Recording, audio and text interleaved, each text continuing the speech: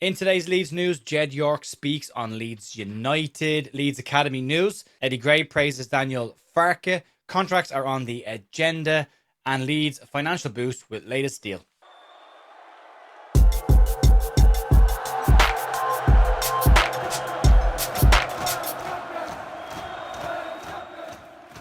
Hey folks, welcome to the Leeds View for Wednesday the 18th of February. Jer here with your Leeds United news. Hope your week is going well. Daniel Farke's press conference is at 1:30 today. We will have a reaction to that press conference over on bigup.com in and around 3 o'clock if you want to join us over there. There won't be a watch along this week because I'm going to the Aston Villa game, but there will be a reaction as usual over on YouTube after the match. You can check that out. Also, the podcast from last night, myself and Paul having a little look back at the news of the week, what went on in Birmingham, and look ahead to what sides are really in the mix when it comes to Premier League relegation survival this season. So you can check all of that out if you would like to. Also, Leeds having a massive clearance sale on the home shirts with Fanatics. Links of that are down below, as well as the 8% discount from OK Jersey for World Cup shirts heading into World Cup summer. Right, we get stuck into today's news. We'll start off with Jed York, man we don't hear from very often, but the San Francisco 49ers owner and Leeds United co-owner, Jed York, was speaking at a Fanatics event in San Francisco Super Bowl weekend. An interview has finally found its way into the public sphere, and he wanted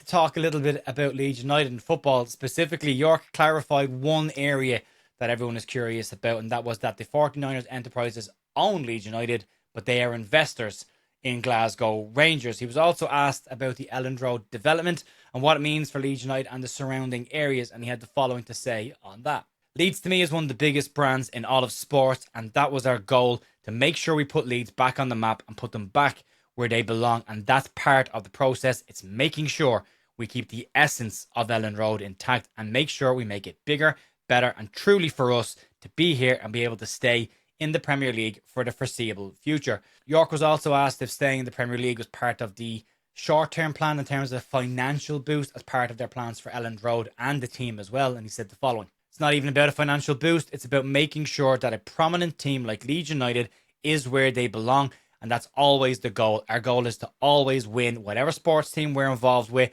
it's always to win. Leeds is on the right track.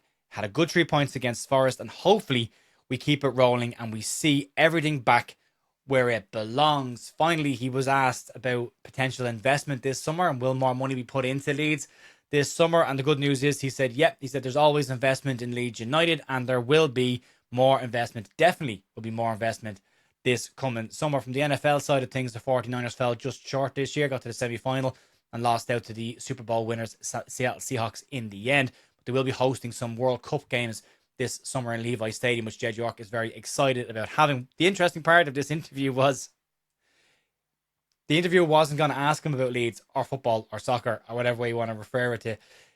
York brought it up. When they were finished asking about the NFL questions, York said to him, do you not want to ask any soccer questions? And then Leeds came into that and he was keen to point out that they owned Leeds United. So it was very clear that he did want to speak a little bit about Leeds United. And as I said at the start of this, we don't hear very often from Jed York. So when you do get a chance to hear from him, it is interesting. He's the co-owner of the club, after all, and one of the major financial backers of the 49ers enterprises and the top end of that pool. So yeah, an interesting one. We'll see if it actually follows through in the summer and the investment does happen. We've got a bit more news on investment towards the back end of the video as well.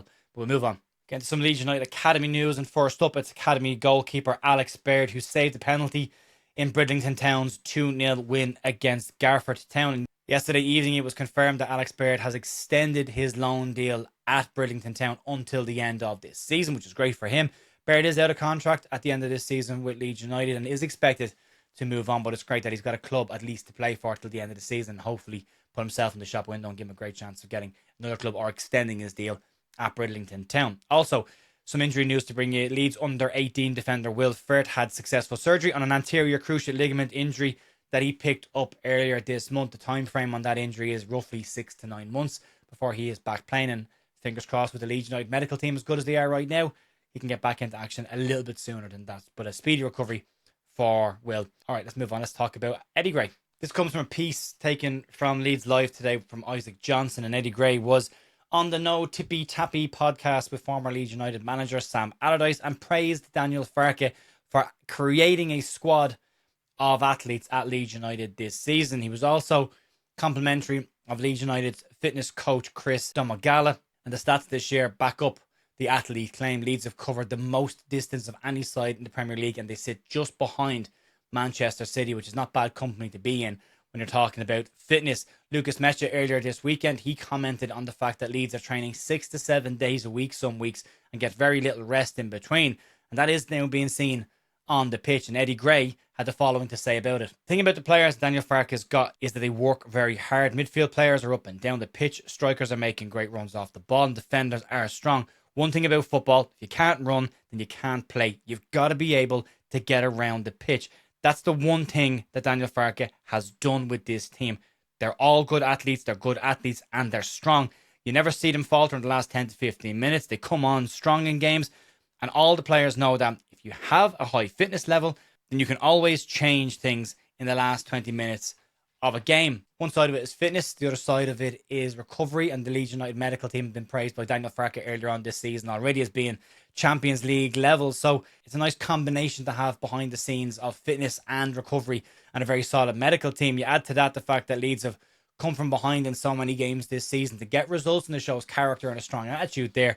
When you look at the numbers on it, last season Leeds United scored the most stoppage time goals in the Championship of any side, and this year, of the 36 goals that Leeds have scored, 6 of them have come after the 75th minute. It was a worry of mine at the start of the season that Leeds were maybe not finishing games that strongly, but since the return of form, it's been really, really strong for Leeds. So yeah, it's been really, really good. Right, let's move on. Let's talk about some contract news.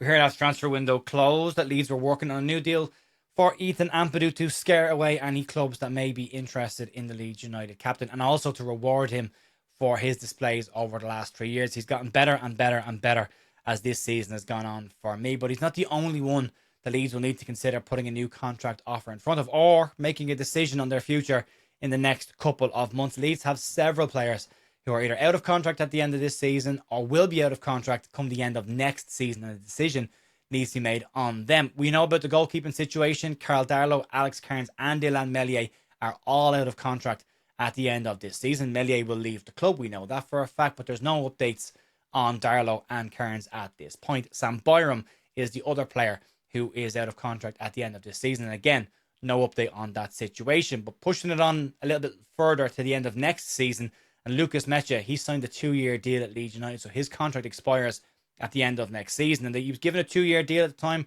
and that was likely because of his extensive injury CV and Leeds wanting to have a better look at him and give themselves more time to make a concrete decision on his future. But he's got 7 goals and 2 assists so far this season for Leeds. He's been in good form when he has been available, but you would imagine that one will likely move into early next season before Leeds make a final decision, just to see how the remainder of this season goes, see how his preseason goes, and see if the injury CV and the issues are all very much behind him. Another striker worth talking about is Joel Piroe. He's been a consistent topic of transfer speculation over the last couple of months. His current deal expires at the end of next season as well, and he has said publicly that he will assess his future at Leeds United at the end of this season. So if Leeds are going to cash in on Joel Piroe, then this summer would be the best time to do that. They don't want to put themselves in a similar situation that they put themselves with Ilan Meslier.